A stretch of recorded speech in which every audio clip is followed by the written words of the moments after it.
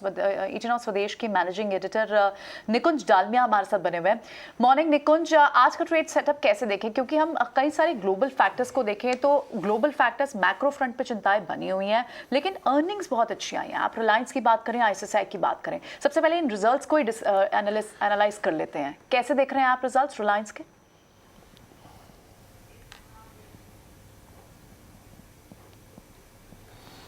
प्रियंका, चलिए रिलायंस से चालू करते हैं। रिलायंस के जो नंबर्स थे ठीक थे, बहुत आप उनको शानदार नहीं बोल सकते हैं। ठीक इसलिए थे बिकॉज इनका जो retail business is picking up, refining business is doing well, but there is a challenge in the telecom business. देखिए प्रियंका, रिलायंस अब इतनी बड़ी कंपनी है कि उसके सारे के सारे बिजनेसेस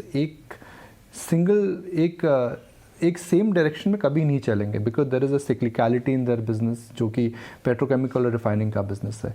जियो का जो बिजनेस है वो एक टेलीकॉम बिजनेस है जो हाईली कंपैरेटिव बिजनेस है। फिर इनका रिटेल का बिजनेस है जो कि इकॉनमी पर डिपेंडेंट है, जो कि कंज्यूमर सेंटिमेंट पर डिपेंडेंट है। और फिर क्लीन एनर्जी बिजनेस है जिसके अंदर हम जानते हैं कि इस समय रिलायंस इंडस्ट्रीज़ काफ़ी निवेश करने वाला है, जिसका बेनिफिट FY24 FY25 से ही मिलेगा। तो रिलायंस के जो नतीजे हैं इनको लेकर के एक बात तो तय है कि इनकी जो अर्निंग्स की डाउनग्रेड साइकिल थी वो कम हो चुकी है। सिमिलरली अगर पेट्रोकेमिकल के प्राइसेस और डिमांड हम देख रहे हैं कि अक्टूबर महीने में कितनी ज़बरदस्त हैं, क्रूड की प्राइसेस ग्लोबली $85 के ऊपर हैं, विंटर मंथ्स आने वाले हैं, तो यानी रिफाइनिंग बिजनेस इस क्वार्टर में अच्छा रहेगा। अगर वो अच्छा रहेगा तो रिलायंस के अंदर जो कैश फ्लो है और जो उसका सिक्लिकल अपटेक है वह बना रहेगा। मगर स्टॉक इस समय चल चुका है। अच्छी खबर यह है कि नतीजों को लेकर के रिलायंस के अंदर बड़ी मंदी नहीं आ सकती है, मगर इन नतीजों को लेकर के आप ये भी नहीं बोल सकते हैं कि रिलायंस के अंदर कोई ज़बरदस्त 3000 या 3000 पार करने वाला ऐसा कोई नंबर है कि रिलायंस उस आंकड़े को पार कर पाए। इस बाज़ार के लिए भी चैलेंज क्या है कि जहाँ भी नंबर्स आए हैं वहाँ पर स्टॉक्स पनिश हुए हैं, भले वो एशियन पेंट्स हो, TCS हो, या फिर HUL या नेस्ले जैसी कंपनियाँ हो। हैवेल्स का स्टॉक काफ़ी गिरा था। तो अनलाइक लास्ट वीक जहाँ पे कॉस्ट प्रेशर को लेकर के कंपनियों को मार पड़ी थी, मुझे ये लगता है कि रिलायंस के नतीजों को लेकर के शेयर को मार नहीं पड़नी चाहिए, जो कि अच्छी खबर है because Reliance is an heavy weight. ठीक है, सो रिलायंस के रिजल्ट्स पर यानी आज देखना होगा बाजार कैसे रिएक्ट करता है, लेकिन जाहिर तौर पर जो उनकी डाउनवर्ड साइकिल थी वो अर्निंग्स के लिहाज से बेहतर हो गई। और अगर ICICI बैंक के भी रिजल्ट्स की बात करें निकुंज, क्योंकि ये डायरेक्शन तय करेगा। बैंक निफ्टी हमने देखा 40,000 के ऊपर कंफर्टेबली क्लोज देख पाया पिछले हफ्ते। अब एक ऊपर का लेवल तभी पॉसिबल था जब ICICI बैंक रिजल्ट्स पोस्ट करता, और ये रिजल्ट्स अच्छे आए हैं। वहां आप कैसे आउटलुक देख रहे हैं?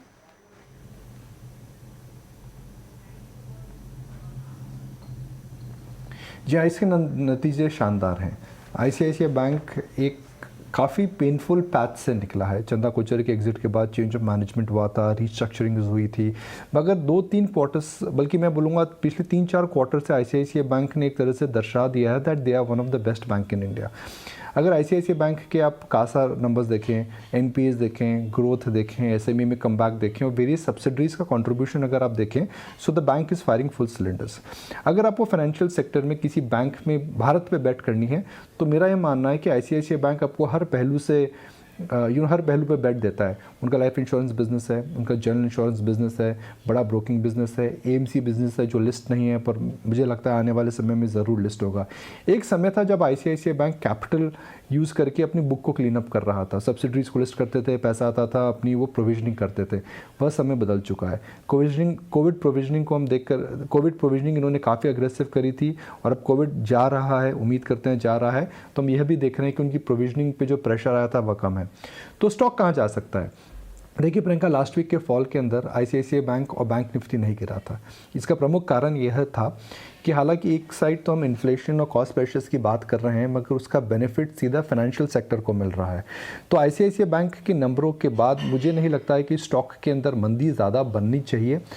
ये बैंक निफ्टी को भी संभालेगा और मेरा यह भी मानना है कि आने वाले समय में HDFC बैंक और ICICI बैंक और HDFC बैंक और ICICI बैंक और कोटक में जो इतना बड़ा गैप है, डिफरेंशियल गैप है, वह भी कम होना चाहिए। Because I think now markets will say that ICICI bank is not only a corporate bank. हम हमेशा बोलते हैं मार्केट के अंदर कॉर्पोरेट बैंक्स लो जब इकॉनमी अच्छी होती है, कॉर्पोरेट बैंक्स बेचो जब इकॉनमी ख़राब होती है, कॉर्पोरेट NPA साइकिल आती है। आई थिंक अब उस शैडो से आईसीआईसीआई बैंक निकलेगा बिकॉज इनकी रिटेल बुक काफ़ी बड़ी हो चुकी है। निकुंज, गुड मॉर्निंग।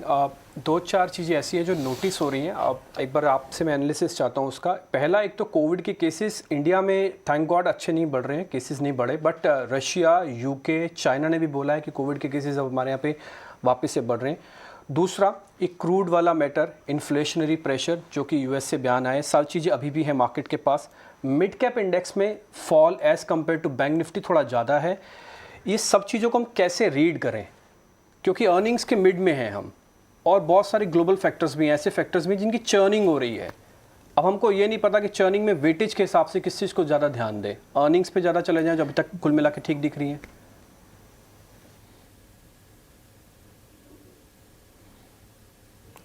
टिप्पी देखिए, अर्निंग ठीक दिख रही है मगर शेयर बाज़ार भी आपका इस एंटिसिपेशन में बढ़ चुका था। आप एक हिस्टोरिक हाई पर बैठे हैं, आपने एक तरफा मूव शेयर बाज़ार में देखा था। अगर आप देखें तो शेयर बाज़ार के अंदर जो गेन आया था सितंबर अक्टूबर महीनों में, वह एक अनप्रेसिडेंटेड टाइप गेन था। तो क्योंकि शेयर बाज़ार एंटिसिपेट कर रहा था अर्निंग्स अच्छी आएंगी, तो शेयर बाज़ार ऑलरेडी ऑल टाइम हाई पर, हम ग्लोबल एवरेजेस को भी काफ़ी बढ़िया तरीके से आउट परफॉर्म कर रहे हैं। तो इस समय शेयर बाज़ार में मुझे लगता है कि एक कंसोलिडेशन और एक तरह का जो हम बोल सकते हैं कि the froth is going to be coming out of the market. हमने देखा था कि लास्ट वीक किस तरह कुछ पॉपुलर मिड कैप स्टॉक्स को काफ़ी मार पड़ी थी, IRCTC, IEX, उनमें काफ़ी बड़ा चर्न आया था। हमने देखा था कि मेटल स्टॉक्स के अंदर भी काफ़ी बड़ा चर्न आया था। तो इस समय शेयर बाज़ार एक काफ़ी, I will not use the word delicate phase, but एक ऐसे फेज से जा रहा है जहाँ पर वीक हैंड्स को मार पड़ रही है। जो स्टॉक्स एक काफ़ी ज़्यादा फंडामेंटल से ज़्यादा लेवल्स में जा चुके थे, जिनके अंदर वैल्यूएशंस को लेकर डिसरिगार्ड इस समय चल रहा था, उनके अंदर हम देख रहे हैं कि प्रॉफिट बुकिंग आ रही है। तो हो सकता है कि कुछ दिनों, कुछ हफ्तों के लिए शेयर बाज़ार में जो ट्रेड रहे, दैट ट्रेड में be one should avoid high PE stocks, one should avoid companies जिनमें कॉस्ट प्रेशर है, वन शुड अवॉइड कंपनीज जो raw material as percentage of the total sales उस पर डिपेंडेंट करते हैं, one should avoid into companies जहां पर हम देख रहे हैं कि इस समय भले वो डिस्ट्रीब्यूशन की वजह से कॉस्ट हो, या फिर कोयले की वजह से कॉस्ट हो, या फिर फूड की वजह से कॉस्ट हो, या स्टील की वजह से कॉस्ट हो, उन कंपनीज़ को अभी अवॉइड करिए। बिकॉज जो नतीजे हम बात कर रहे हैं टिम्पी, वो जो नतीजे हैं वो सितंबर महीने के हैं, मगर जो कॉस्ट प्रेशर ज़बरदस्त आ रहा है वो अक्टूबर और नवंबर के महीनों में आ रहा है। तो उस ट्रेड को इस समय अवॉइड करना चाहिए। मगर बैंक्स, हम लास्ट वीक भी बात कर रहे थे, banks have a serious case to outperform, और मेरा मानना है कि इस समय कॉर्पोरेट बैंक्स और इनवर्ड लुकिंग बैंक्स पे नज़र रखनी चाहिए, select PSU banks and large corporate banks. Exactly आज से अभी 2 मिनट पहले ही हमने बैंक निफ्टी का जब डाटा एनालिसिस कर रहे थे निकुंज F&O के पॉइंट ऑफ व्यू से, तब भी हमने यही रखा कि बैंक्स पे आप ज़्यादा ध्यान रखिए, खासकर सरकारी बैंक पे। आधे मेरे क्वेश्चन का आंसर तो आपने दे दिया कि बैंक्स आउट परफॉर्मेंस कर सकते हैं, लेकिन आधा क्वेश्चन मेरा अभी भी बाकी है, अंडर परफॉर्मेंस अब कौन कर सकता है, किससे हमको थोड़ा दूर रहना चाहिए अभी?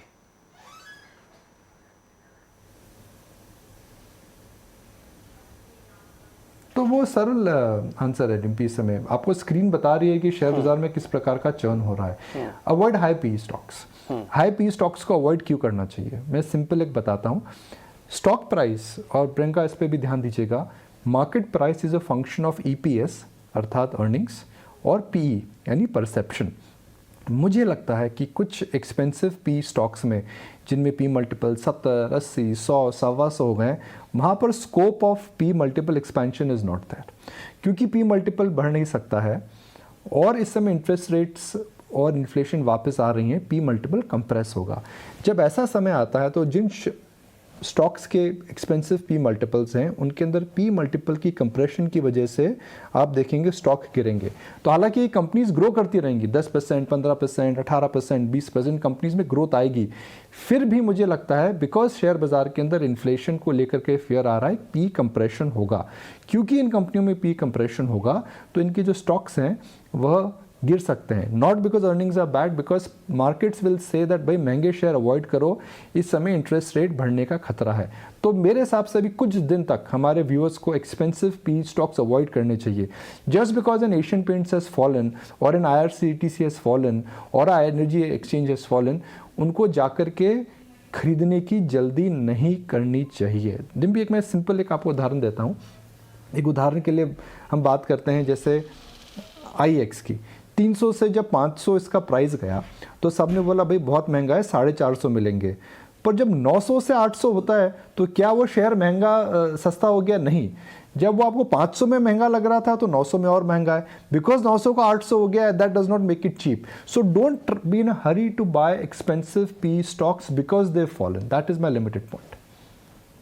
ठीक है, बिल्कुल निकुंज, शुक्रिया ये रिजल्ट्स पर अपना एनालिसिस देने के लिए और सेक्टर स्पेसिफिक भी हमें स्ट्रैटेजी समझाने के लिए। बहुत बहुत शुक्रिया आपका। चलिए अब बड़े